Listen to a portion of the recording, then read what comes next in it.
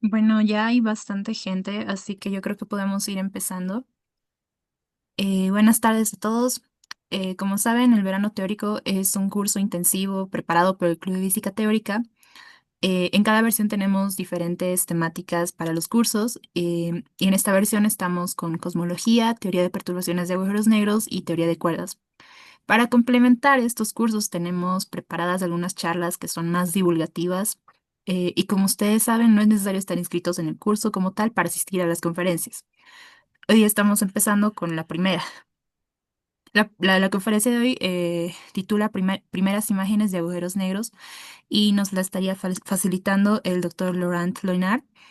Él, bueno, tiene varios reconocimientos. Actualmente se desempeña como director del Event Horizon Telescope, además de ser profesor titular en el Instituto de Radioastronomía y Astrofísica de la UNAM y profesor visitante en la Universidad de Harvard.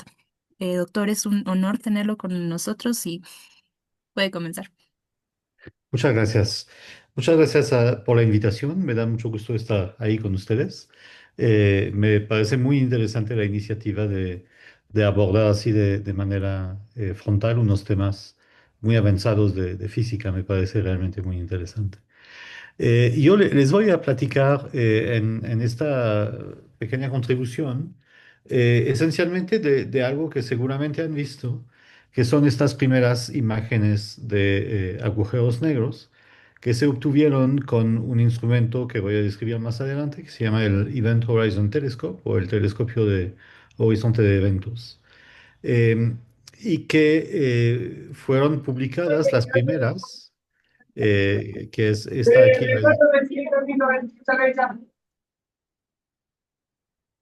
¿Sí me escuchan bien? Sí, doctor, prosiga, por favor. De acuerdo. De acuerdo. La primera de estas imágenes fue la que está aquí a la izquierda, que fue publicada en abril de 2019, aunque con datos de 2017, tomados en abril de 2017. Y lo que vemos en esta imagen es una estructura muy característica con un anillo brillante, que es lo que se representa aquí. Aquí los colores que se utilizan son falsos en el sentido de no representan realmente colores del objeto, sino más bien la parte más blanca, como aquí o acá. Muestra la región donde la estructura, la fuente es más brillante y la parte más negra representa una región donde hay menos emisión, menos radiación. Entonces, lo que nos dice esta estructura es que hay una región más intensa, más brillante en forma de un anillo, y en el centro hay una región más oscura que se interpreta como lo que llamamos la sombra debido al agujero negro. A eso regresaré más adelante. Y nada más para complementar esto, pues hemos seguido observando esta misma fuente. Este objeto es un agujero negro supermasivo que existe en el centro de una galaxia que se llama Messier 87, M87, que está más o menos a 50 millones de años luz de nosotros. Y la hemos seguido observando. Aquí es una nueva observación de 2021 donde se ve más o menos la misma estructura, de nuevo un anillo brillante, una región más oscura en el centro, aunque con una diferencia en el sentido de que la región más brillante en los datos tomados en 2018 no se encuentra exactamente en la misma posición que en los datos de 2017. Entonces, a todo esto regresaré más adelante. Aquí lo que quiero nada más apuntar es que cuando se publicaron estos resultados en 2019 fue realmente un evento muy eh,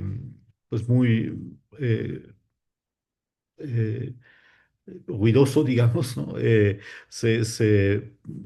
Muchos periodistas en todo el mundo retomaron esta imagen por ser la primera imagen de un agujero negro.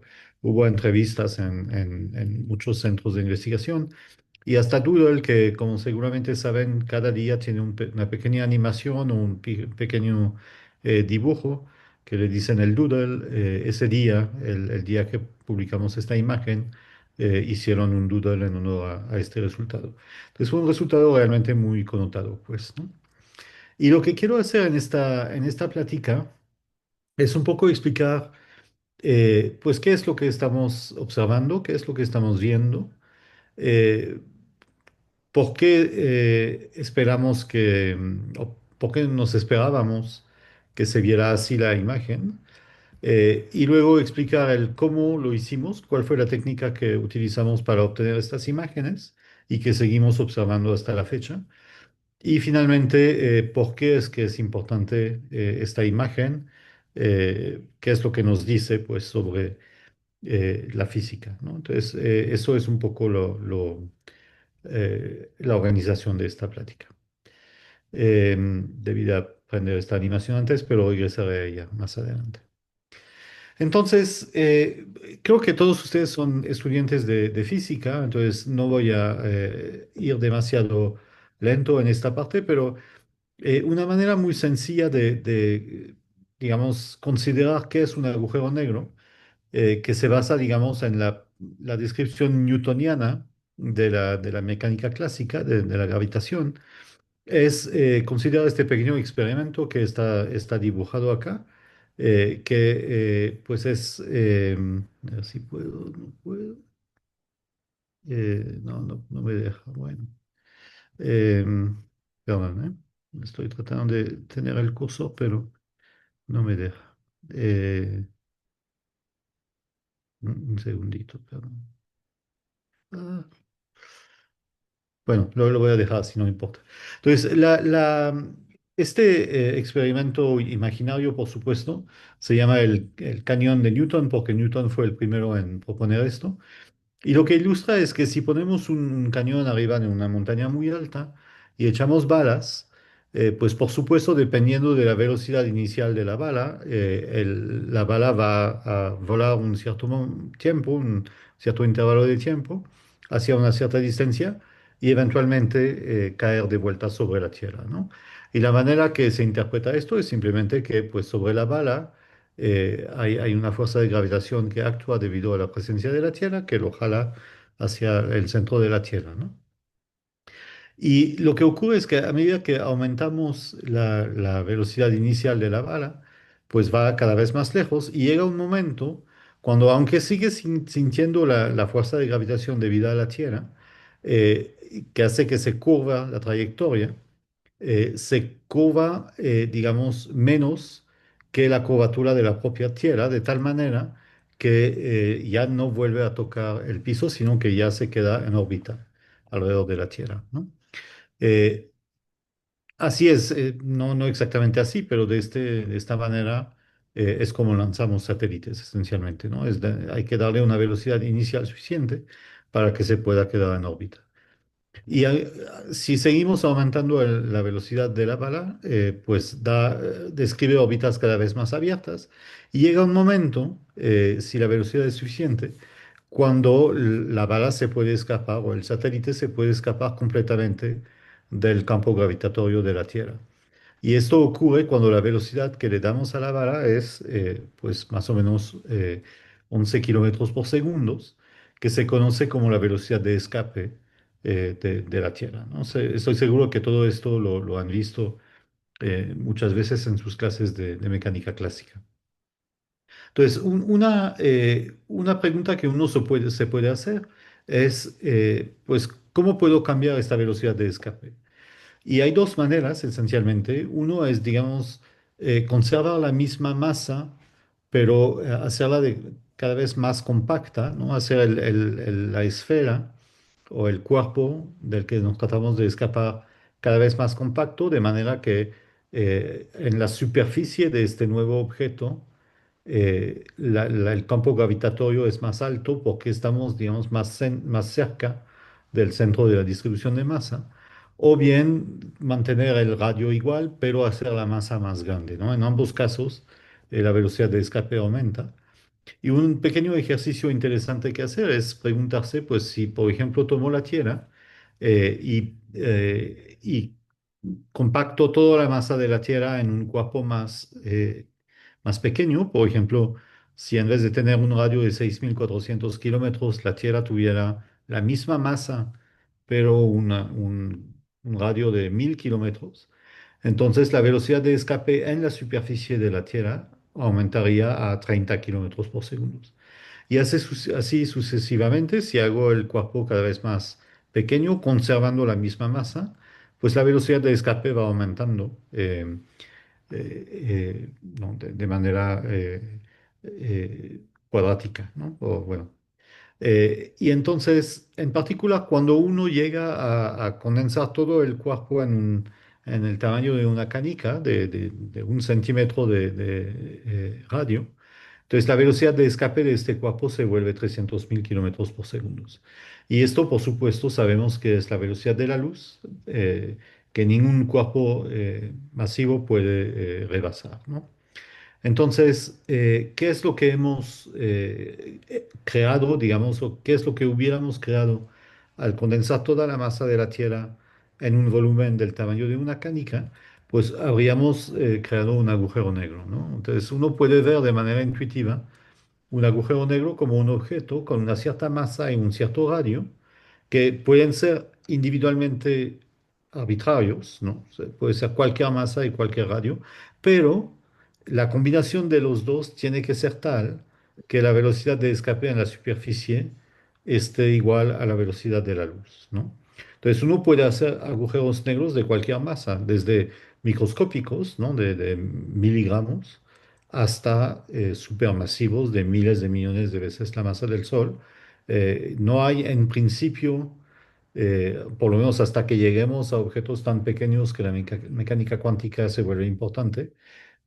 Aparte de esto, digamos, uno puede hacer agujeros negros de cualquier masa, ¿no?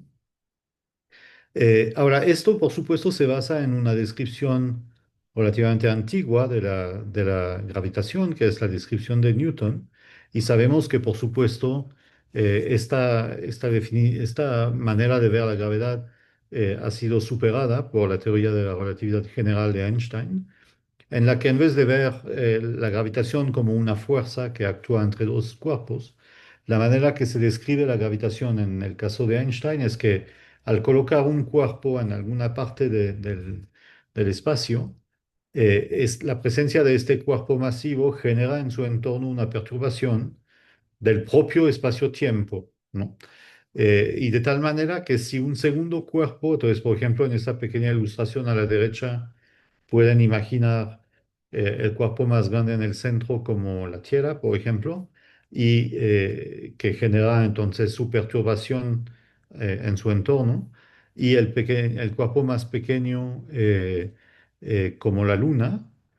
eh, Ay, no sé por qué me pasa esto. Em, y entonces cuando la luna se acerca a la Tierra, siente este espacio-tiempo desformado, ¿no? Y entonces se mueve en ciertas órbitas, en ciertas trayectorias, siguiendo, digamos, la propia geometría del espacio-tiempo, ¿no? Entonces eso es la descripción moderna de la gravitación.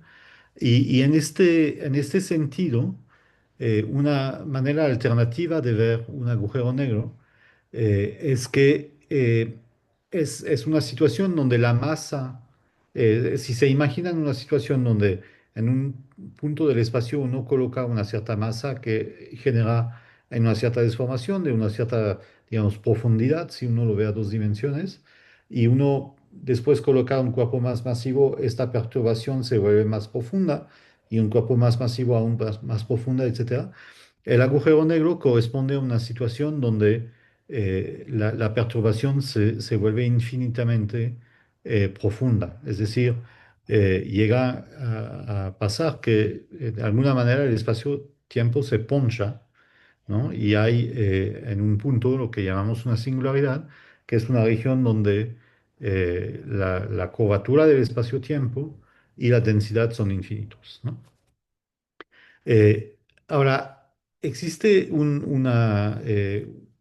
digamos, una propuesta que establece, se llama la censura cósmica, que establece que no es posible nunca ver una singularidad en realidad. Es decir, si las condiciones son tales que uno puede formar una singularidad, siempre esta singularidad está rodeada de lo que llamamos un horizonte de eventos, que es una esfera que rodea la singularidad, donde precisamente la velocidad de escape se vuelve igual a la velocidad de la luz, de tal modo que adentro de este evento, de este horizonte, de ahí nada se puede escapar, ni siquiera la luz, ¿no? Entonces, de esta manera, uno no puede ver, y el horizonte es más grande que la singularidad, por supuesto, porque la singularidad es un punto. Entonces, pues nunca es posible ver la singularidad así encuadrada, digamos, ¿no? Por eso se le dice la censura cósmica.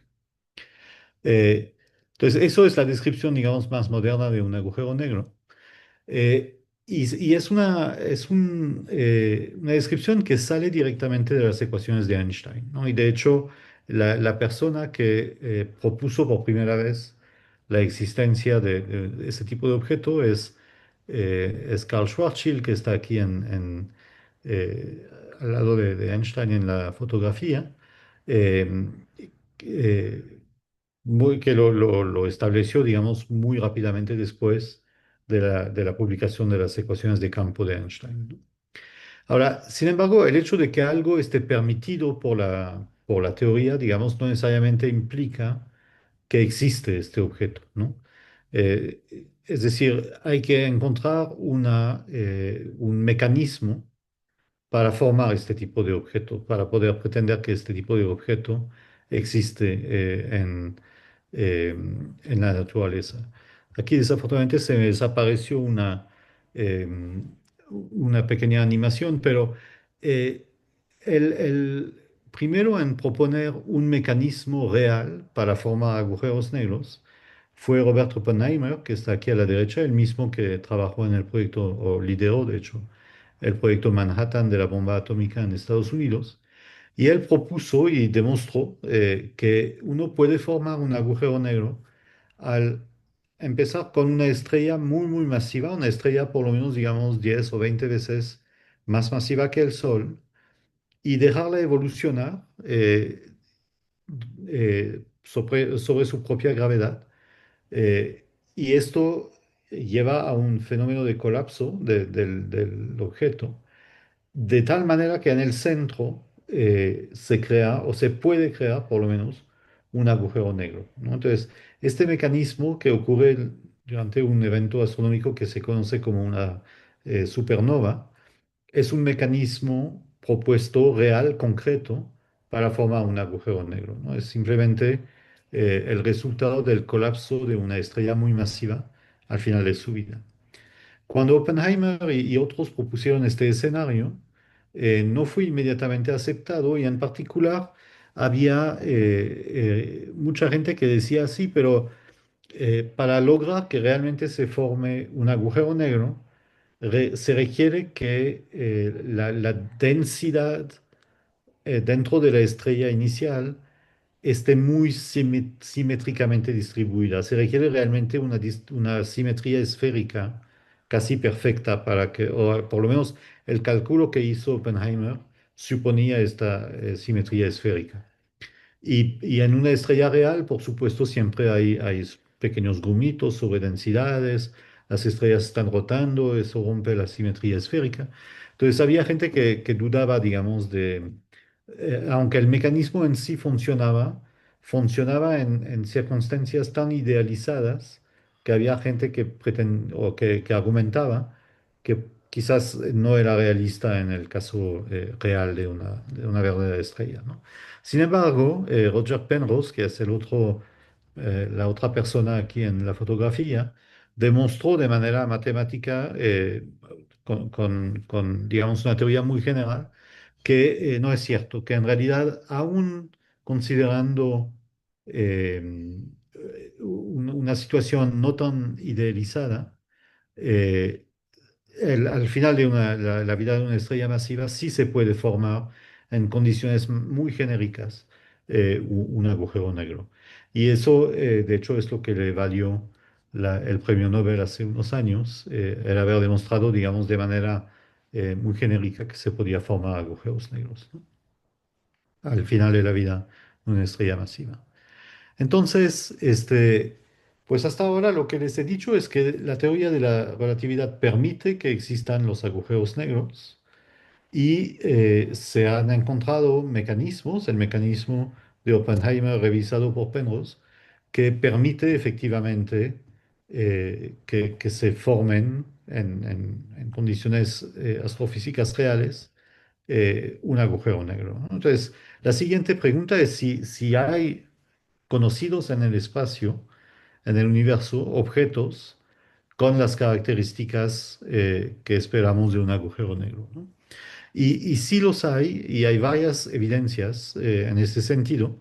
La primera fue obtenida en los años 70, cuando se descubrieron un tipo de objetos que se llaman binarias de rayos X, que fueron descubiertos gracias a los primeros satélites que observaban el universo en rayos X y que son objetos un poco peculiares donde inicialmente hay dos estrellas, es un sistema binario de dos estrellas, una de ellas más masiva que la otra, la más masiva evoluciona un poco más rápido y finalmente explota como supernova dejando un agujero negro, mientras que la otra estrella sigue viviendo normalmente su vida.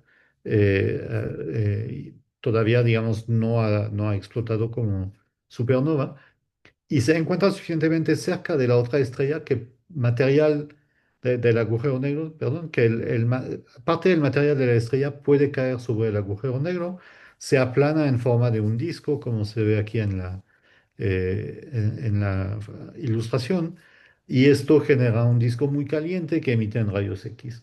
Al estudiar las propiedades de este tipo de objeto, los astrofísicos se dieron cuenta que podían calcular, digamos, la masa del objeto central, el centro de este disco, y una estimación de su tamaño, ¿no? Y lo que encontraron, en este caso, por ejemplo, el primer objeto que se ha encontrado, que se llama Cygnus X1, resulta ser una masa central del orden de 15 veces la masa del Sol, perdón, y un radio como de 30 kilómetros.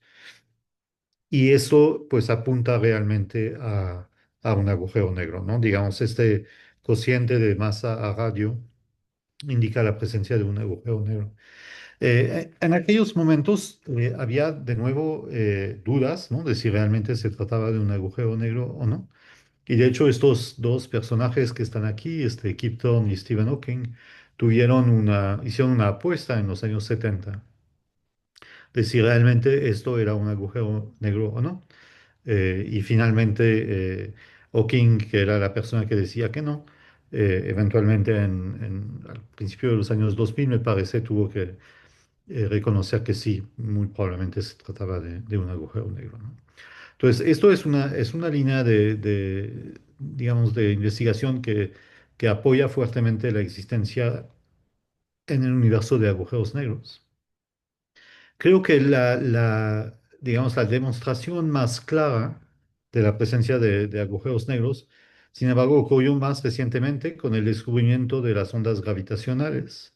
Estas ondas gravitacionales, pues como saben, ocurren, se forman las ondas, se originan las ondas gravitacionales cuando dos masas están moviéndose uno al lado de la otra de manera acelerada, igual que en electromagnetismo se genera radiación electromagnética cuando hay cargas aceleradas. En gravitación se generan ondas gravitacionales cuando hay masas aceleradas. Pero es una señal muy, muy débil. Entonces, la única manera que podemos realmente detectar este tipo de radiación es si las masas, uno, son muy altas y dos, están muy cercanas entre sí y se mueven a velocidades relativistas, ¿no? Y esto ocurre cuando dos agujeros negros fusionan entre sí, ¿no? Esto puede pasar precisamente si inicialmente teníamos un sistema binario de dos estrellas que las dos evolucionaron, explotaron como agujeros negros y finalmente se quedan en órbita los dos agujeros negros, uno al lado del otro. Justamente por radiación gravitacional el sistema va perdiendo energía y eventualmente los dos agujeros negros fusionan. Entonces hay cálculos de gravedad numérica, de relatividad general numérica, que han permitido calcular, digamos, la forma de las ondas gravitacionales que se originan en este tipo de fenómeno. En los últimos, digamos, 10 años se han detectado de hecho ya varios cientos de eventos de este tipo que tienen precisamente la forma esperada para la fusión de agujeros negros. Ahora, aquí una cosa que es importante enfatizar es que eh, n- no los agujeros negros no son los únicos, o en un sistema así de dos agujeros negros no es la única configuración que generan ondas gravitacionales. Un sistema, por ejemplo, de dos estrellas de neutrones, que son otros tipos de objetos exóticos, casi tan densos como los agujeros negros, eh, cuando fusionan también generan ondas gravitacionales, pero la forma de las ondas es diferente, ¿no? La forma de las ondas que se generan son diferentes. Entonces aquí realmente no solamente este tipo de experimento demostró la existencia de las ondas gravitacionales, pero también demostró que los objetos precursores a la emisión de estas ondas son agujeros negros, ¿no? No lo dije al principio, pero por favor interrúmpanme si tienen cualquier duda a lo largo de la pregunta.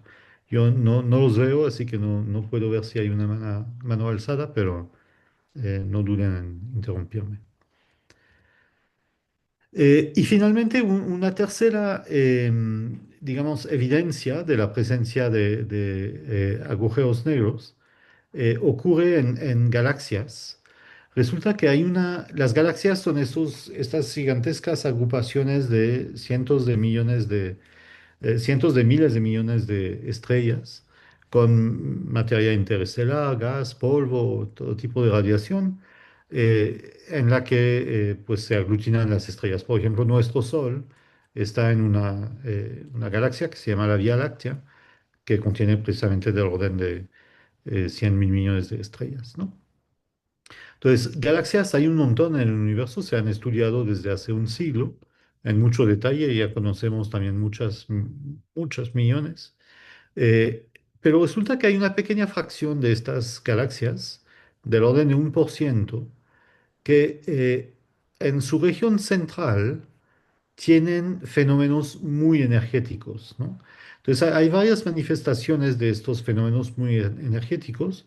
Una, como la que tengo aquí en la pantalla, es que de la parte central de la galaxia sale un jet, ¿no? Unos chorros, que si uno los estudia en detalle, resulta que se mueven a velocidades ultra relativistas. Eh, y pues se extienden casi hasta, o no casi, de hecho, hasta salir de la galaxia, ¿no? Entonces estamos hablando de jets que primero son muy energéticos, muy relativistas, y segundo, muy grandes, o sea, son fenómenos realmente que requieren la inyección de mucha energía cinética eh, o de energía en general, y cuando uno hace zooms cada vez más profundos sobre la parte de donde emanan esos jets, resulta que se trata de una región muy pequeña, del tamaño de un sistema solar, digamos, ¿no? Entonces, ¿cómo logramos que en una región tan pequeña haya tanta energía disponible? Pues la única opción que desde hace mucho se ha propuesto es que aquí hay un agujero negro y un agujero negro supermasivo que extrae, digamos, energía la utiliza para lanzar esos jets, ¿no? Y aquí una cosa a la que quiero regresar un momentito es que las tres evidencias que les enseñé de agujeros negros, las binarias de rayos X, las ondas gravitacionales y estos núcleos activos de galaxias, como se llaman, esas situaciones donde la parte central de las galaxias son muy energéticas, corresponden a dos tipos diferentes de agujeros negros. Tanto las binarias de rayos X como las ondas gravitacionales apuntan a la existencia de agujeros negros con masas comparables con la del Sol, quizás hasta 100 veces la masa del Sol, ¿no? Como aquí, por ejemplo, en este caso era 15 veces, ¿no? Entonces, digamos, masas de entre 10 y 100 veces la masa del Sol, ¿no? Pero en el caso de los centros galácticos, ahí tenemos agujeros negros mucho más masivos, millones hasta miles de millones de veces la masa del Sol. Entonces, son, digamos, dos bichos un poco diferentes, eh, eh, por lo menos en lo que se relaciona con su masa, ¿no? Bueno, entonces, ¿qué les he dicho hasta ahora? Primero que la teoría moderna de la gravitación permite la existencia de agujeros negros. Segundo, que existen mecanismos, la explosión de una supernova al final de la vida de una estrella muy masiva, que permite formar agujeros negros. Y tercero, que hay efectivamente objetos en el universo de diferentes tipos que parecen ser agujeros negros, ¿no? Entonces, la siguiente pregunta es, bueno, si pudiéramos hacer una fotografía así muy detallada de estos agujeros negros, ¿cómo se verían, no? ¿Cuál es su, digamos, su estructura, ¿no? Y esto nos lleva a una propiedad muy importante de la gravitación, que es el hecho de que en la teoría de la relatividad general, eh, la gravitación actúa también sobre la luz, ¿no? A diferencia de lo que ocurre con Newton, ¿no? En el caso de Newton, pues la gravitación se ve como la consecuencia de fuerzas, ¿no? Con la segunda ley de Newton, la fuerza es igual a la masa por la aceleración. Entonces, para que un cuerpo sienta una aceleración debido a una fuerza, tiene que tener una cierta masa, ¿no? Entonces, la luz que no tiene masa, pues no siente la gravitación. Hay una manera, digamos, de darle un poco la vuelta a este argumento con argumentos energéticos, ¿no? De considerar que un, un- un fotón tiene una cierta energía que podemos asimilar a una masa, pero es una manera incorrecta, digamos, de considerar y de hecho da un resultado equivocado por un factor 2, ¿no? Entonces, digamos, en el caso de Newton, la gravitación no actúa sobre la luz, ¿no? Pero en el caso de Einstein, sí. En el caso de Einstein, si un rayo de luz pasa al lado de un cuerpo masivo, siente esta perturbación del espacio-tiempo que genera el cuerpo masivo y siente una, o se desvía a raíz de esta situación, ¿no? Eh, y seguramente saben que Einstein mismo calculó la desviación que se esperaría ver si un rayo de luz pasara justo al lado del Sol y calculo que era del orden de 1,4 segundos de arco, o sea, un ángulo muy pequeño, es decir, uno ve la estrella, como se ilustra aquí en la figura de abajo, la presencia del Sol hace que vemos la estrella que está detrás del Sol, no en su posición real, sino en una posición aparente, y la diferencia, el ángulo entre estas dos posiciones, es pequeño, es del orden de 1,4 segundos de arco, pero no es despreciable, ¿no? No es, es medible, pues. Y este señor cuya foto aparece aquí en la transparencia, que se llama Arthur Eddington, un físico y astrofísico inglés, organizó una expedición en una isla en África para aprovechar un eclipse solar en 1919 y confirmar efectivamente esta predicción de la relatividad, ¿no? Hay que hacerlo durante un eclipse porque, por supuesto, si uno quiere ver una estrella que está detrás del Sol, pues no se puede en general, ¿verdad? Porque si está detrás del Sol, quiere decir que el Sol está en el cielo y entonces es de día, ¿no? Entonces, normalmente uno durante el día no puede ver las estrellas alrededor del Sol, excepto durante un eclipse, cuando la luna tapa el Sol y entonces ya se alcanzan a ver estrellas en el cielo, ¿no?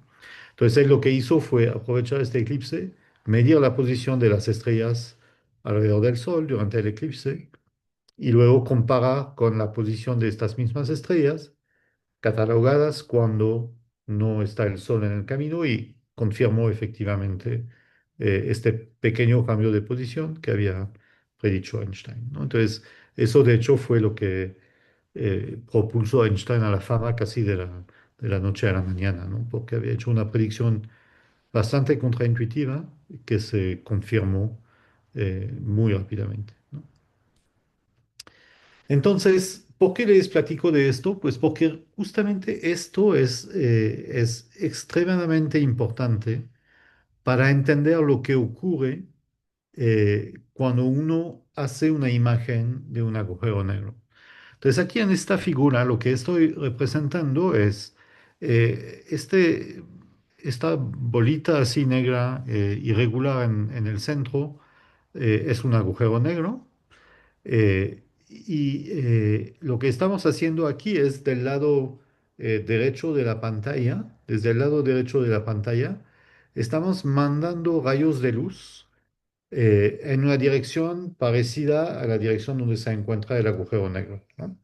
Entonces, la flecha más arriba indica la trayectoria de un rayo de luz que inicia, insisto, en la parte derecha de la pantalla pero que pasa muy lejos del agujero negro, ¿no? A una distancia suficientemente grande que la perturbación del espacio-tiempo que genera el agujero negro no se siente, digamos, ¿no? Entonces, este rayo de luz felizmente está moviéndose en línea recta hacia la izquierda, ¿no? Y sale como si no hubiera habido un agujero negro. La siguiente, lo siento que no puedo tener mi curso. Déjenme hacerlo así nada más un momentito para que vean mi curso. El siguiente caso es este de acá, donde de nuevo desde la parte derecha de la pantalla lanzamos un rayo de luz, pero que va a pasar una distancia un poco más corta del agujero negro, ¿no? Entonces ese rayo de luz es un poco la situación precisamente que les platicaba antes con el Sol. Aquí ya se siente la perturbación debido al agujero negro y este rayo de luz pues se perturba un poquito y sale en una dirección levemente distinta de la dirección de donde venía, ¿no? Entonces, un observador que estuviera acá, digamos, pensaría, y que supone que la luz se mueve en línea recta, pensaría que el rayo de luz salió de aquí cuando en realidad salió de acá, ¿no? Y a medida que consideramos rayos de luz que pasan cada vez más cerca del agujero negro, pues este efecto, ¿no? de light bending, como se le dice, ¿no? De curvatura debido a la gravitación, se vuelve más marcado, ¿no? Entonces, por ejemplo, en este caso, la trayectoria sería así. Y si consideran, por ejemplo, esta trayectoria de acá, pues pasa tan cerca del agujero negro que el rayo de luz se da más de media vuelta alrededor del agujero negro y sale en esta dirección. Entonces, se imaginan si ustedes fueran un observador acá, recibe ese rayo de luz, pues pensaría que el rayo de luz origina de por acá, ¿no? De la parte baja de la pantalla, pero en realidad originó de esta parte de la pantalla, ¿no? Dicho de otra manera, la presencia del agujero negro distorsiona de manera gravitacional digamos, la imagen, ¿no? Porque esos rayos de luz luego los recibimos y a partir de ellos reconstruimos una imagen. La imagen que vamos a ver está muy distorsionada comparado con lo que realmente está ocurriendo alrededor del agujero negro, ¿no? Y eso no es lo peor. Por ejemplo, este rayo pues daría, como pueden ver, una vuelta y medio antes de salir. Y llega un momento cuando de hecho, si el rayo de luz se acerca suficientemente al agujero negro y cruza el horizonte, pues ese rayo de luz cae dentro del agujero negro y ya nunca vuelve a salir, ¿no? Entonces, lo que quiere decir esto es que, por ejemplo, si atrás aquí tuviera una distribución uniforme de brillo y yo estuviera haciendo una imagen de acá, en las partes lejos del agujero negro vería la distribución uniforme tal cual. En la parte más central empezaría a ver una desformación de la imagen y en la parte totalmente central vería algo completamente negro porque los fotones, los rayos de luz que debieron de haberme llegado, fueron absorbidos por el agujero negro, ¿no? Eh, y por cierto, la región que marca, digamos, la transición entre fotones que dan quizás varias vueltas alrededor del agujero negro, pero acaban saliendo, y los que caen adentro, se llama la esfera de luz, la esfera de fotones, y está marcada aquí, ¿no? Entonces, para, digamos, ilustrar un poco más lo que estoy diciendo, imaginemos que tenemos este agujero negro acá, atrás hay una pequeña galaxia así, con esta forma, y yo la estoy observando desde acá, entonces estoy observando esta galaxia, pero vista a través de una región donde hay un agujero negro. Entonces, primero la estructura de la galaxia se vería desformada y en la parte central se vería esta región oscura, ¿no? Que se debe a que en esta región los rayos de luz fueron absorbidos, ¿no? Entonces, esta región oscura provocada por el agujero negro, perdón, se conoce como la sombra del agujero negro y durante mucho tiempo se ha considerado como, digamos, el santo graal de este tipo de investigación, porque se considera como la firma de la presencia de un agujero negro, ¿no?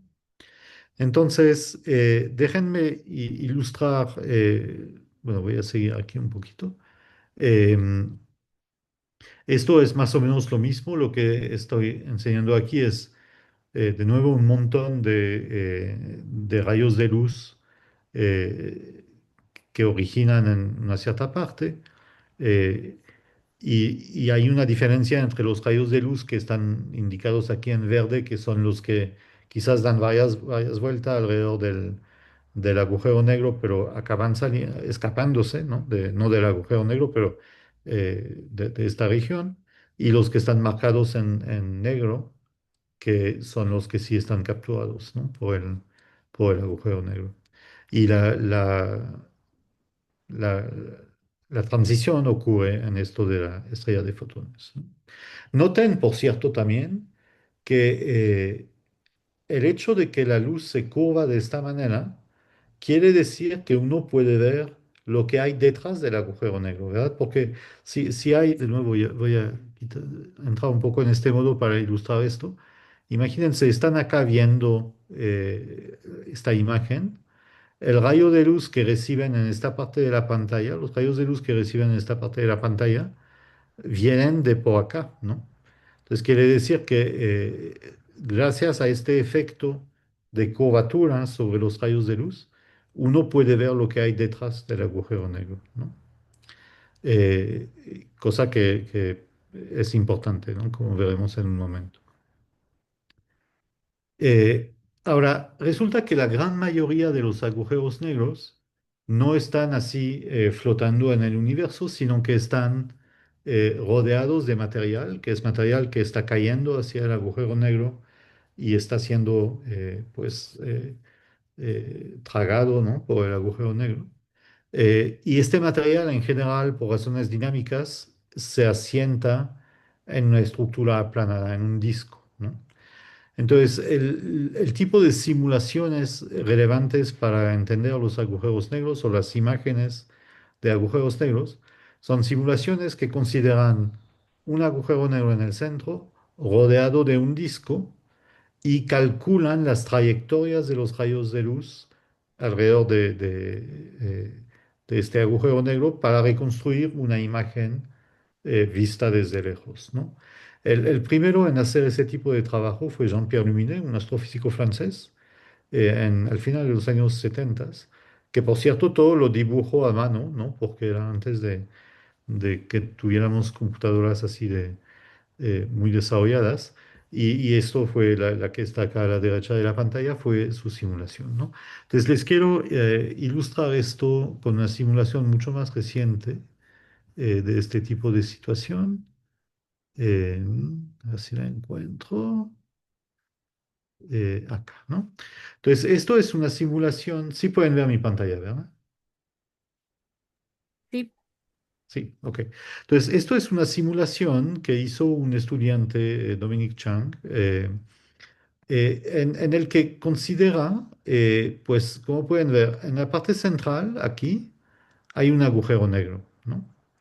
Y alrededor de este agujero negro hay un disco en rotación. Aquí no se ve mucho la rotación, pero este disco está en rotación. Y como pueden ver, es un disco súper fino, ¿no? O sea, si lo pongo exacta, gracias, es una animación muy bonita porque moviendo el cursor puedo ver el disco desde varias perspectivas. Entonces aquí, por ejemplo, si lo pongo casi de canto, prácticamente no se ve el disco porque es un disco muy, muy, muy fino, ¿no?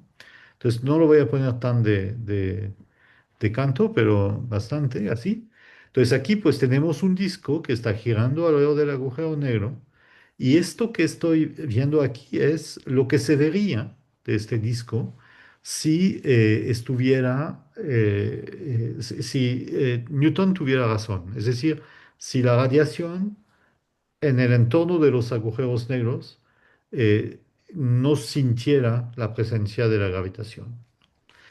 Y gracias a esta simulación puedo prender el efecto del lenceado gravitacional, ¿no? Es decir, puedo pasar de lo que se vería en la teoría de Newton a lo que se vería con la teoría de Einstein.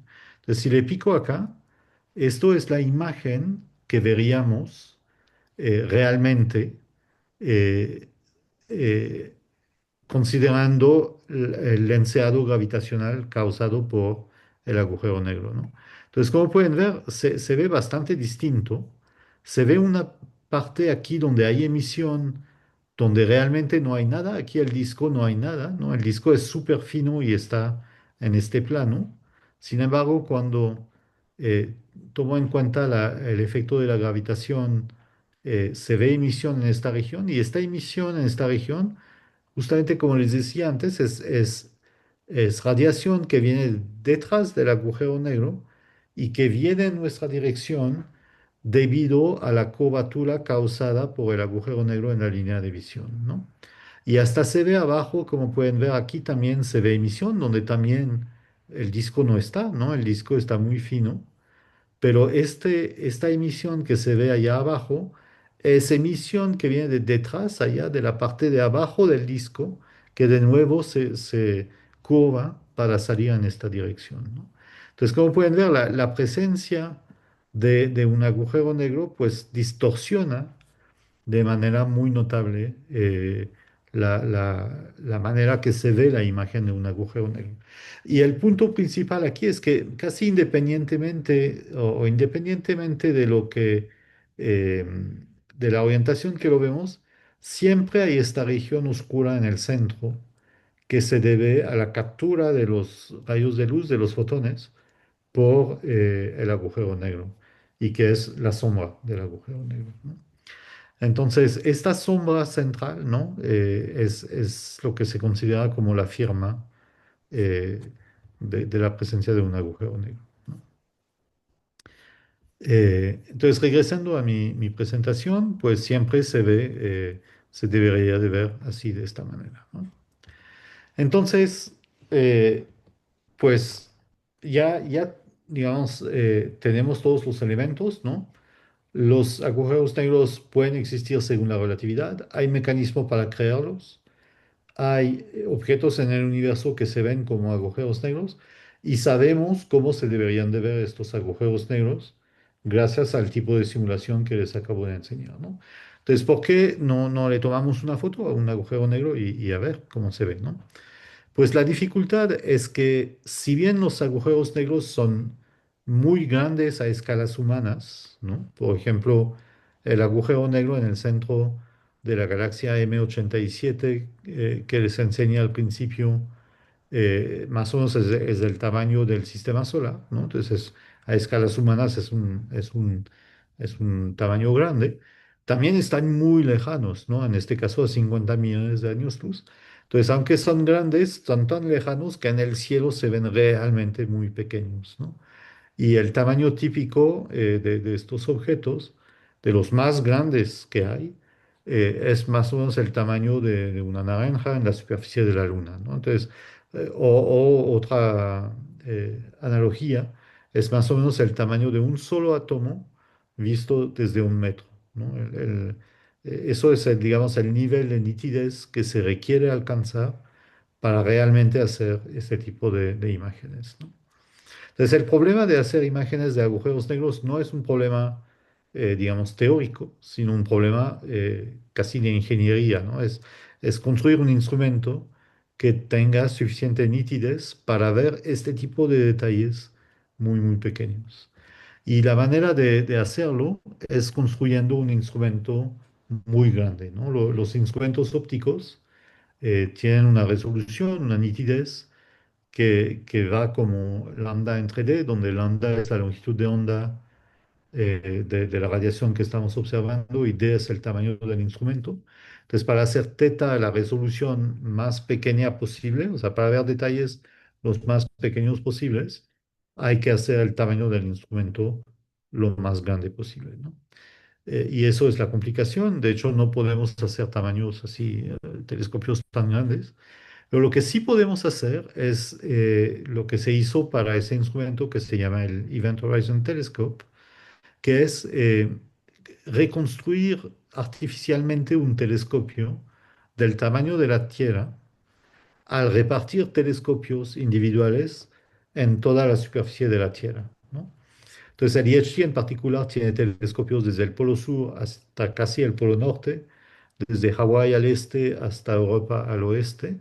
Incluye, por cierto, un telescopio en México que se llama el Gran Telescopio Minimétrico, el LTM, LMT, perdón. Eh, y al combinar de manera electrónica, realmente es un problema computacional, la señal que recolectan todos esos telescopios, podemos reconstruir una imagen con ese nivel de resolución, con ese nivel de nitidez, ¿no? Y eso es lo que se obtuvo entonces en 2019 con los datos de 2017 y en 2018 donde precisamente estas imágenes pues o producen lo que esperábamos, que es efectivamente un anillo brillante y una región oscura en el centro asociada con esta sombra del agujero negro, ¿no? La cosa extraordinaria, digamos, de estas imágenes es que toda la imagen que ven aquí en la pantalla es del mismo tamaño que un átomo visto desde un metro, ¿no? Es el nivel de nitidez que pudimos obtener para obtener estas imágenes.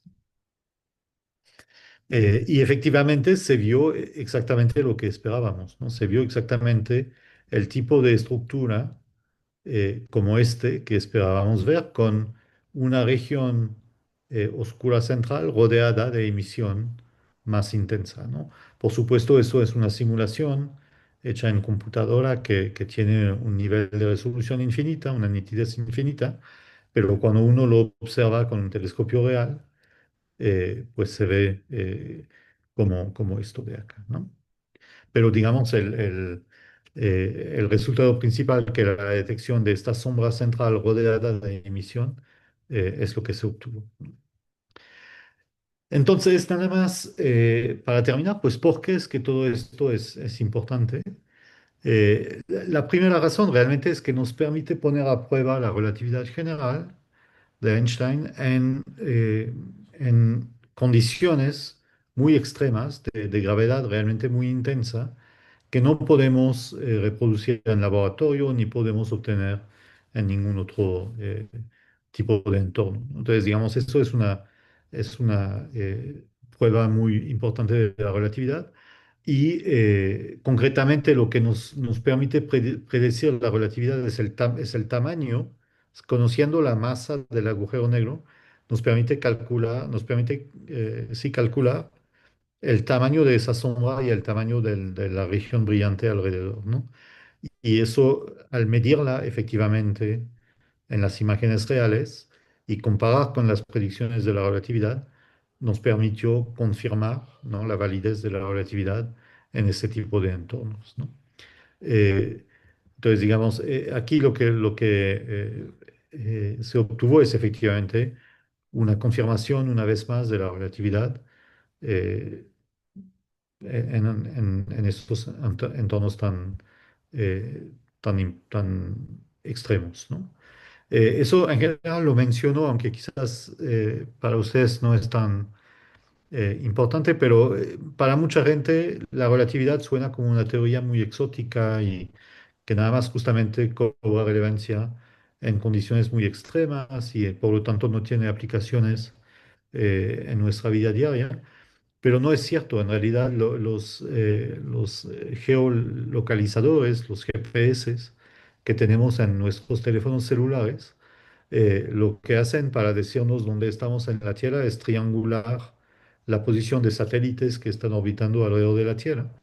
Y resulta que estos satélites, por estar en órbita a una cierta distancia de la Tierra, su tiempo transcurre diferente del tiempo en la superficie de la Tierra, como debido justamente a la relatividad de Einstein, ¿no?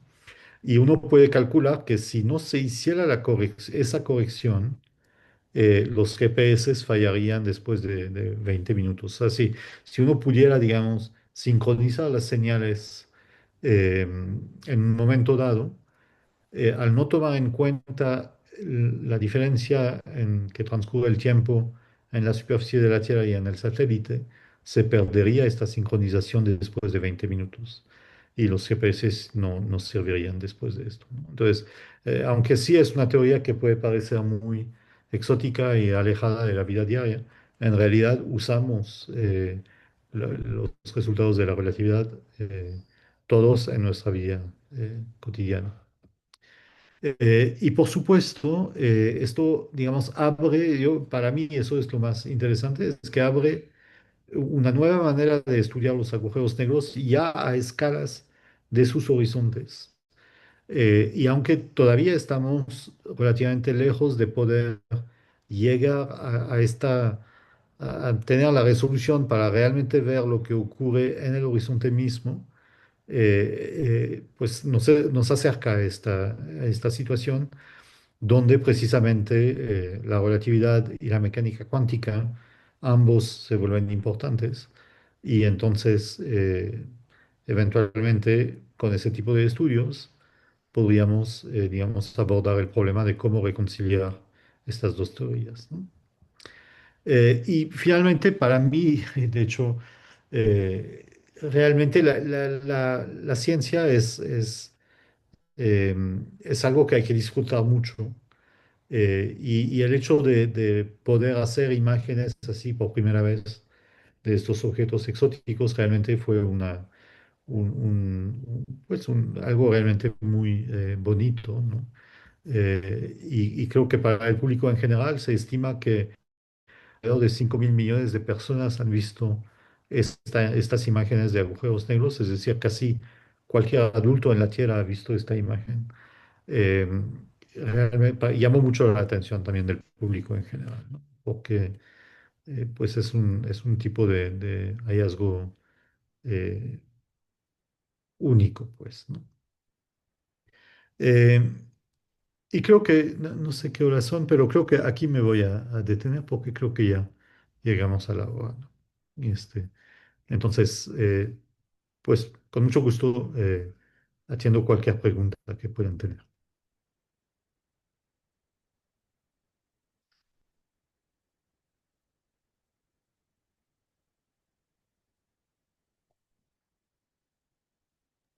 Muchas gracias por la charla, doctor. Darío está levantando la mano ¿tiene alguna pregunta? ¿Sí? Bueno, ¿qué tal? Primero, muchas gracias por la charla, realmente muy, muy bonita y bueno, muy impresionante el cómo hemos llegado a obtener una imagen de este estilo. Yo quería preguntar dos cosas. Lo primero es que no recuerdo o no lo tengo muy presente, ¿por qué cuando vemos un agujero negro, la materia que gira alrededor está solo en un disco, es decir, en un plano, ¿no? ¿Por qué no tenemos encima de este plano o por abajo de este plano? Y lo segundo es... bueno, no me queda muy claro si estos agujeros negros se sobreentiende como si tuvieran una rotación en sí mismos o podrían no estar rotando y que sea la materia simplemente la que rota alrededor. Es decir, si el agujero negro tiene una rotación intrínseca o no, y cómo podríamos diferenciar entre uno y otro. Eso, muchas gracias. De acuerdo, dos buenas preguntas. La primera son realmente efectos de viscosidad en el gas, ¿no? Entonces, lo que ocurre es que efectivamente el material que cae sobre los agujeros negros viene inicialmente de relativamente lejos de los agujeros negros, ¿no? Es material que está, digamos, en la galaxia donde está localizado este agujero negro, y está aquí felizmente dando vueltas inicialmente, ¿no? Casi todo en el espacio, en el universo, está rotando de una manera u otra, digamos, nada está realmente fijo, ¿no? Entonces, hay este gas que inicialmente pues está ahí viviendo, ¿no? Pero entonces el hecho de que nada está realmente en reposo hace que este material siempre tiene un pequeño de momento angular inicial, ¿no? Tiene algo de rotación. Y cuando se acerca al agujero negro, pues por conservación del momento angular, como el radio se hace más pequeño, la velocidad lineal tiene que aumentar y entonces tiene rotación cada vez más grande, ¿no? Y cuando llega a estar muy cerca del agujero negro, ya estamos hablando de de velocidades ultrarrelativistas. Sin embargo, efectivamente, en principio podría estar girando en cualquier dirección, ¿no? Pero típicamente lo que ocurre es que este gas tiene una cierta viscosidad y aunque llega así en diferentes direcciones, pues esta viscosidad como que lo va aplanando a una estructura de disco eventualmente, ¿no? Entonces, la aparición de una estructura de disco es la combinación, por un lado, de la rotación y por otro lado, de la viscosidad del gas que va cayendo, ¿no? Ocurre lo mismo, por cierto, alrededor de estrellas, por ejemplo. En nuestro sistema solar, los planetas están todos coplanares, ¿no? O sea, los 8 planetas están dando vuelta alrededor del Sol, girando en la misma dirección y en el mismo plano. Y la razón por esto es que inicialmente era material que venía de distancias más grandes, que cayó hacia el Sol o el Sol en formación por este efecto que describía de combinación de rotación y viscosidad. Se asentó en un disco y este disco luego se fragmentó para formar los planetas y por eso los planetas quedaron en forma de un disco, ¿no? Entonces, digamos, en astrofísica es muy común. Los discos son de las estructuras más ubicuas en el universo, ¿no?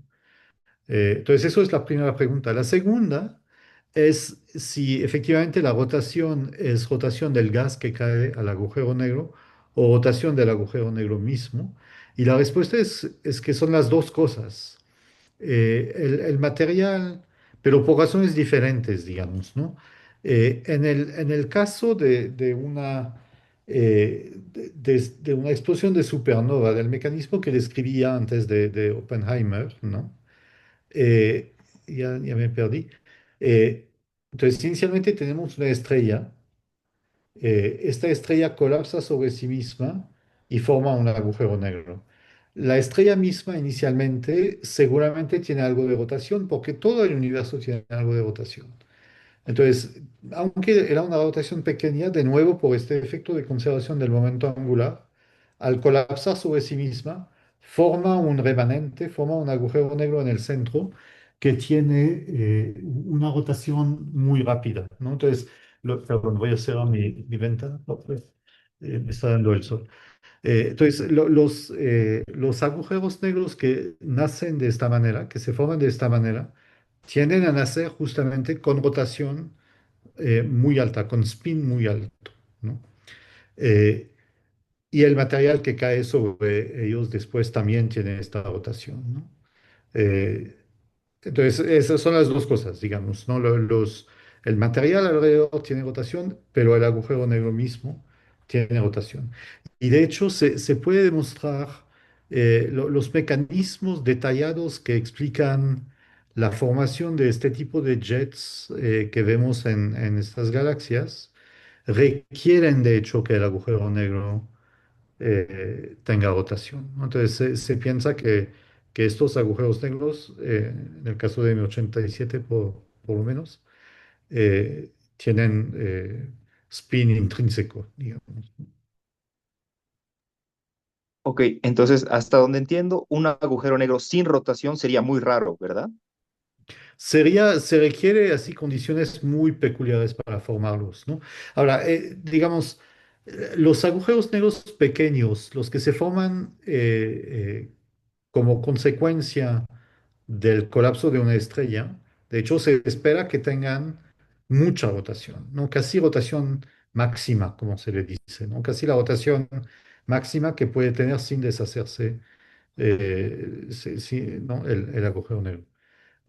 Los agujeros negros supermasivos como estos, entonces no sabemos exactamente cómo nacieron, es un tema muy abierto de investigación, o sea, no nacieron así como al final de la vida de una estrella, porque esto forma un agujero negro de 10, 20, 30 masas solares, no de millones de masas solares, entonces no sabemos bien cómo se formaron, pero lo que sí sabemos es que a lo largo de su vida, pues les va a caer cada vez más material, ¿no? Y este material trae consigo mismo momento angular que se suma al momento angular inicial del agujero negro. Y como este material que cae, pues quizás viene de diferentes direcciones, se espera que, digamos, estos agujeros negros supermasivos sí tengan rotación, pero quizás no tanto como los agujeros negros más pequeños que se forman como resultado del colapso de una estrella, ¿no?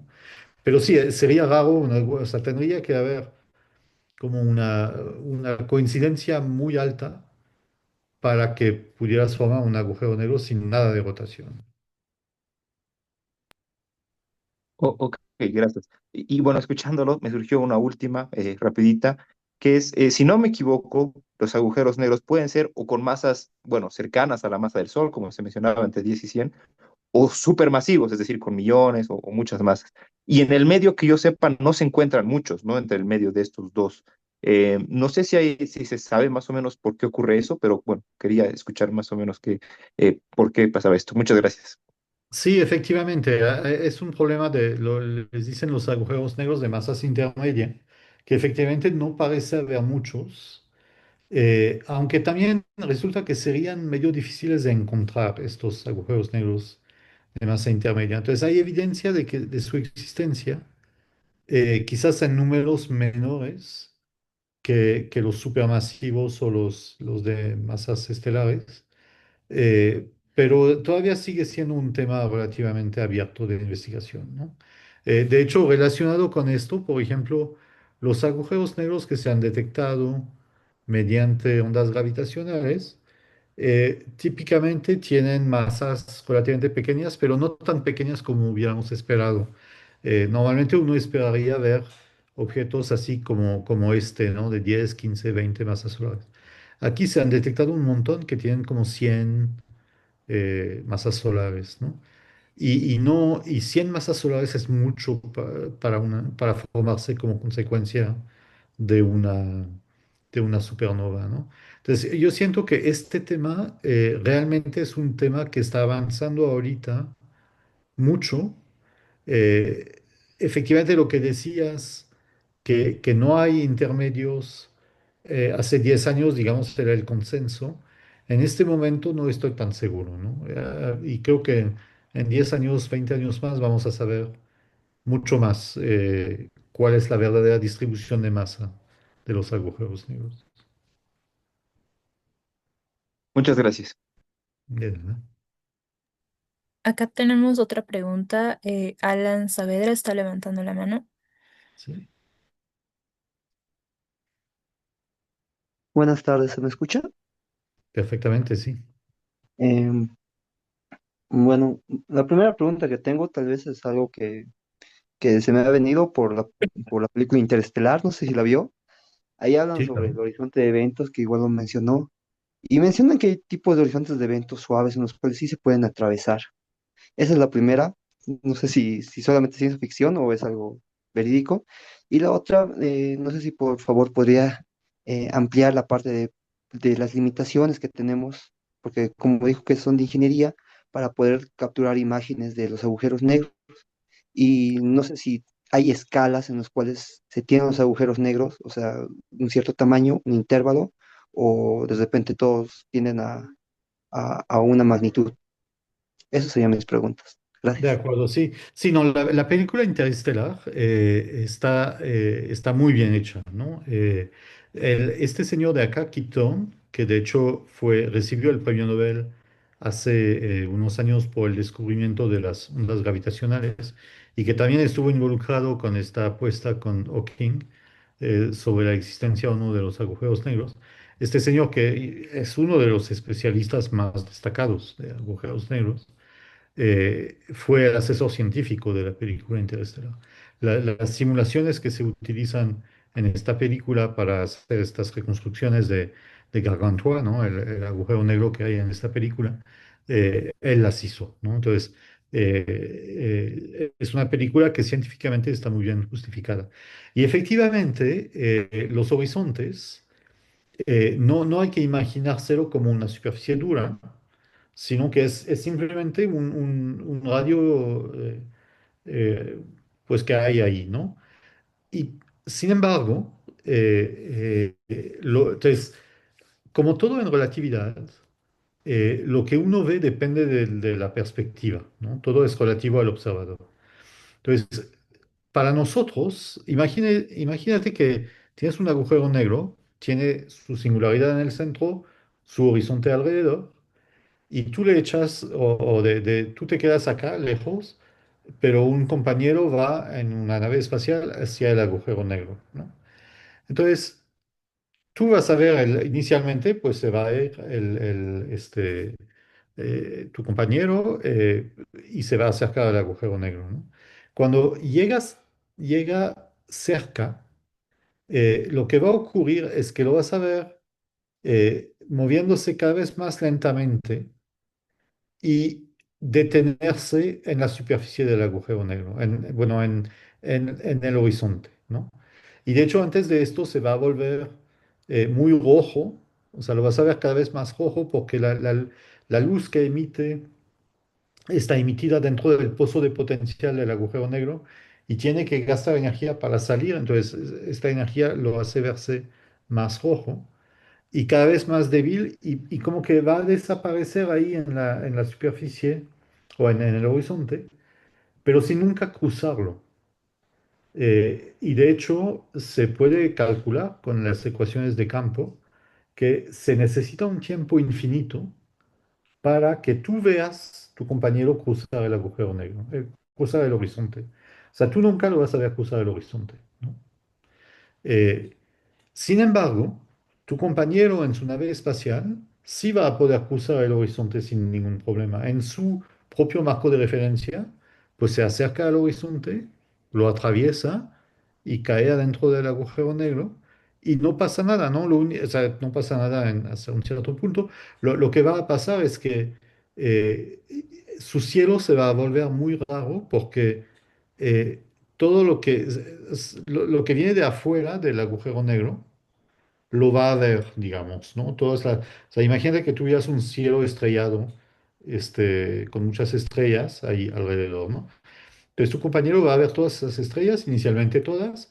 A medida que se acerca al agujero negro, va a ver esta zona oscura, que es la sombra, que se va a volver cada vez más grande, más grande, más grande. Entonces su cielo se va a dividir en una región oscura que esto ocurre en la dirección en la que se está moviendo hacia el agujero negro, y el resto del cielo que se va a ver más o menos normal, digamos, ¿no? Y esta región oscura se va a hacer cada vez más grande y cuando pasa, un poco antes de pasar el horizonte, la mitad del cielo va a estar oscuro, completamente negro, y la otra mitad con las estrellas normales y después lo va a dejar atrás, entonces digamos, su cielo se va a ver cada vez más oscuro, ¿no?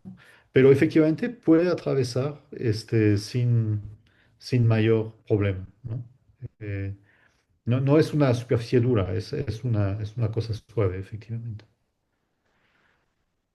No sé si tenías dos preguntas. ¿Cuál era la otra o ya la respondí? No recuerdo. Ah, La sí, ya otra, recordé, perdón, sí. Sí, efectivamente es un problema de ingeniería. Y sí, estamos, digamos, por un lado, pues ya hemos construido un telescopio del tamaño de la Tierra. Entonces, la única manera que podemos mejorar un poco la resolución sería ir a una longitud de onda un poco más corta, ¿no? Porque la resolución angular va como la onda en 3D. Entonces, si llegas a un D máximo, a un tamaño máximo que no puedes crecer más, tienes que hacer la onda más pequeño para que este ángulo se vuelva más pequeño.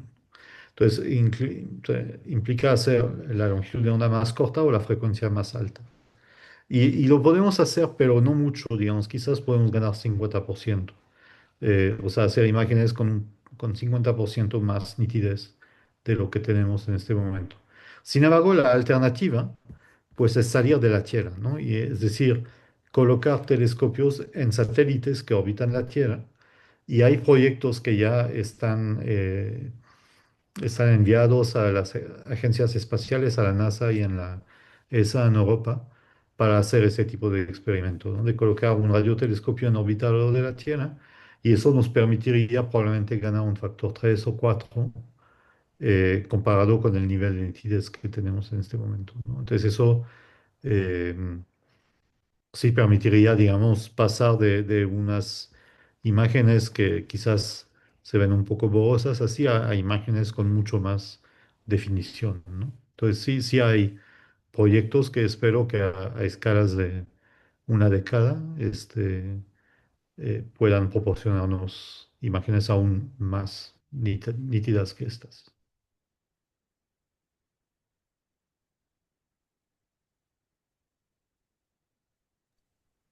Una consultita más. Y sobre las escalas de los tamaños de los agujeros negros. Sí, entonces aquí el tamaño, digamos, es que hay dos aspectos, ¿no? Un aspecto es el tamaño físico en kilómetros y este es directamente proporcional a la masa, ¿no? Un agujero negro que tiene una masa del doble tiene un radio de Schwarzschild del doble también, ¿no? Entonces, en ese sentido, uno quisiera tener los agujeros negros más masivos posibles, porque son los que son físicamente más grandes, ¿no? De hecho, el que está en M87, tiene una masa de 3.000 millones de masas solares. No es el más masivo que existe, pero digamos, es un agujero negro muy masivo, ¿no? En la parte alta de la distribución de masas, ¿no? Eh, por otro lado, como lo que nos importa no es el tamaño en kilómetros, sino el tamaño que ocupan en el cielo, también es importante que sean los más cercanos posibles, ¿no? Entonces necesitamos una combinación de un agujero negro masivo, pero cercano, ¿no? Y en ese sentido, este de M87 y el agujero negro en el centro de nuestra propia galaxia, que no enseñé ahí, pero también hicimos imágenes, son los dos casos más que resultan en el tamaño angular en el cielo más grandes, ¿no? Hay agujeros negros más cercanos, digamos quizás a 1.000 años luz o 2.000 de años luz, en vez de 50 millones, ¿no? Pero son de masa tan baja que resultan aún en el cielo mucho más chiquitos que estos, ¿no? Sí, no sé si eso responde a tu pregunta. El otro aspecto, digamos, es que, como decía, los agujeros negros en principio los puedes tener de cualquier masa, ¿no? Desde miligramos hasta miles de millones de masas solares. Y entonces, en ese sentido, también puedes tener agujeros negros de cualquier tamaño, ¿no? Los menos masivos son muy pequeños, microscópicos, y los más masivos son, eh, como te decía, del tamaño del sistema solar o más grande, ¿no? Sí, ahora me queda más claro. Muchas gracias. Gracias a ti. Ahora Alexander Panchi está levantando la mano. Ujú.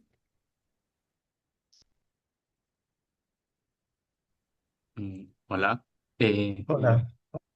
Muy buenas. Un saludo desde Ecuador. Quería felicitarlo por su exposición. Mis preguntas más básicas son, quería saber, bueno, yo había recordado en la clase de relatividad que había tenido, que básicamente al momento de entrar, bueno, de sobrepasar el horizonte de sucesos a la singularidad, se cambiaban básicamente las coordenadas. ¿Por qué ocurre eso? Y también mi segunda pregunta sería, ¿en qué programa se puede simular esto, ya sea Python o no sé qué programa se puede usar básicamente para hacer estudios individuales, ¿no? O hacer una simulación individual, ya sea con optimización o qué nos recomendaría para poder comenzar a poder simular básicamente los agujeros negros y poder estudiarlos a más profundidad? Sí, mira, la parte efectivamente, todo tiene que ver con la métrica, ¿no? Entonces, este señor Schwarzschild, eso ni tiene que ser en el caso de un agujero negro con rotación, puede ser lo que simuló Schwarzschild o lo que calculó Schwarzschild en 1916 o 7, no recuerdo, era el caso de un agujero negro sin rotación, ¿no? Ahora se llaman agujeros negros de Schwarzschild, ¿no? Y o sea, tú tienes las ecuaciones de Einstein, ¿no? Que relacionan la curvatura del espacio-tiempo con, el contenido en masa y energía de la región donde estás. En este caso, con una masa en una posición central. Si las resolver estas ecuaciones se reduce a calcular la métrica, ¿no? En todo punto del espacio. Y esta métrica lo que te dice es cómo está curvado el espacio y el tiempo, o cómo está curvado el espacio-tiempo en esta región, ¿no? Y efectivamente, o sea, cuando uno dice que el espacio-tiempo se curva, lo que o sea, como hay tres dimensiones de espacio, es relativamente fácil imaginarse cómo se curva, ¿no? O sea, de hecho aquí es como una ilustración a dos dimensiones de este fenómeno, ¿no? O sea, lo que normalmente, digamos, sería dos dimensiones perpendiculares, debido a la curvatura, pues se vuelven no perpendiculares. Entonces hay una parte de lo que solía ser vertical que ahorita se vuelve horizontal y viceversa, ¿no? Como que hay una mezcla entre las diferentes direcciones, ¿no? Cuando uno habla de espacio-tiempo curvado, lo que quiere decir es que efectivamente, si uno lo ve a dos dimensiones donde una coordenada es el espacio y la otra es el tiempo, pues se pueden también como mezclar de la misma manera, ¿no? La coordenada del tiempo tiene una proyección que inicialmente era, digamos, perpendicular a la coordenada de espacio. Al tener una situación con una curvatura, una parte de lo que solía ser en la dirección del tiempo se vuelve en la dirección del espacio y viceversa, ¿no?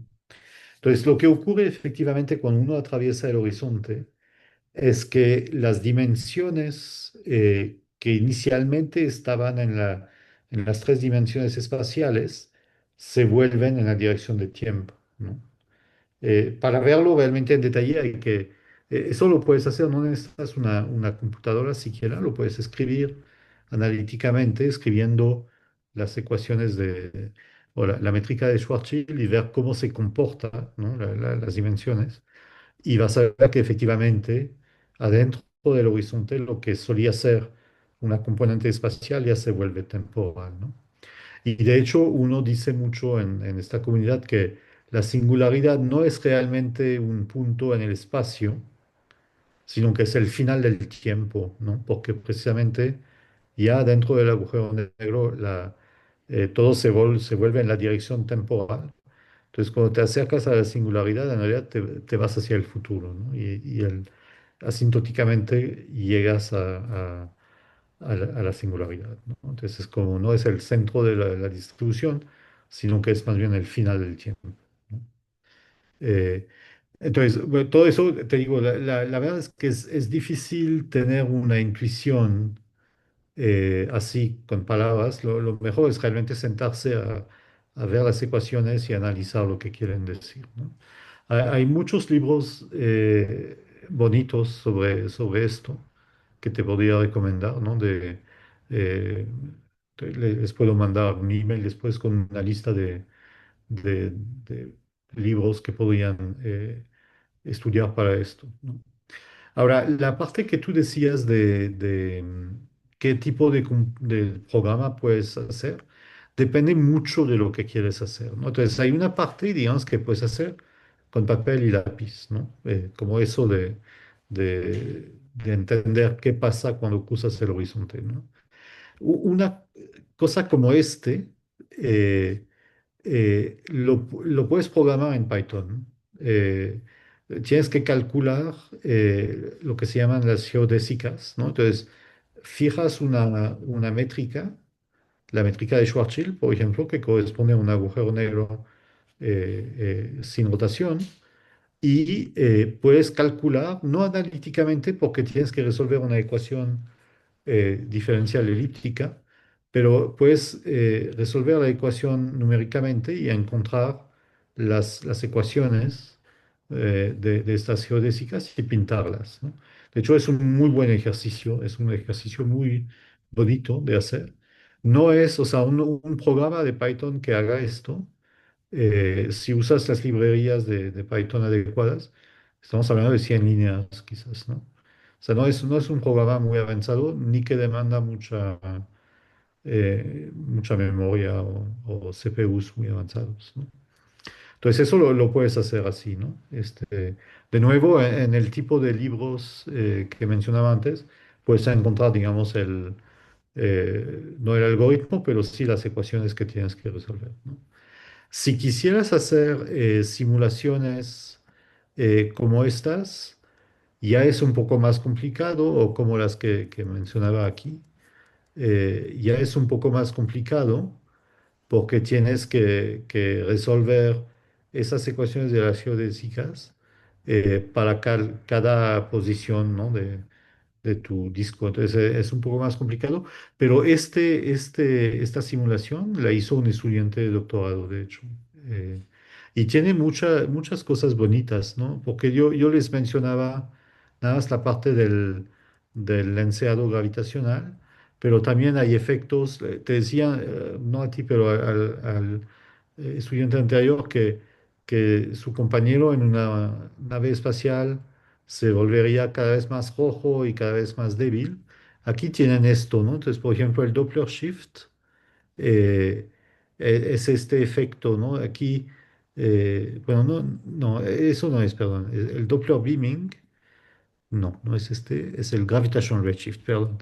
Entonces aquí ves como la parte central del disco, si no considero este efecto, la parte más cerca del agujero negro es la más brillante del disco, pero si considero esto, ya se vuelve mucho más débil, justamente porque a medida que el gas las cosas se acercan al agujero negro, se vuelven cada vez más débiles, ¿no? Y luego hay el Doppler beaming que hace que se amplifica la radiación en la dirección de rotación y se atenúa del otro lado. Hay el Doppler shift que hace que de un lado, quizás tengo que quitar el Doppler beaming, la parte que se acerca se vuelve más azul y la parte que se aleja se vuelve más roja. Entonces, todos esos efectos los puedes, o salen naturalmente de resolver las ecuaciones, digamos, ¿no? Entonces, es digamos, como proyecto de investigación, es una cosa bonita, ¿no? Empezar con resolver las ecuaciones de las geodésicas y luego aplicarlo a un disco como este. Digamos, para una tesis de licenciatura o este tipo de proyecto de fin eh, de ciclo, son proyectos interesantes, ¿no? Que no requieren mucho cómputo realmente.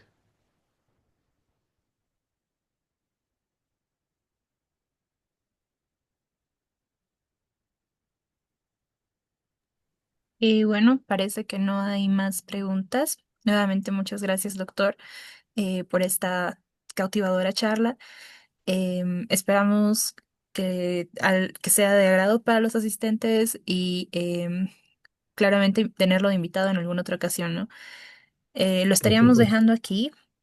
para los participantes del curso, mañana seguimos con las clases del verano teórico y también mañana tendremos la segunda conferencia a la misma hora que hoy. Gracias a todos por asistir. Buenas tardes. Gracias a ustedes. Buenas tardes. Gracias.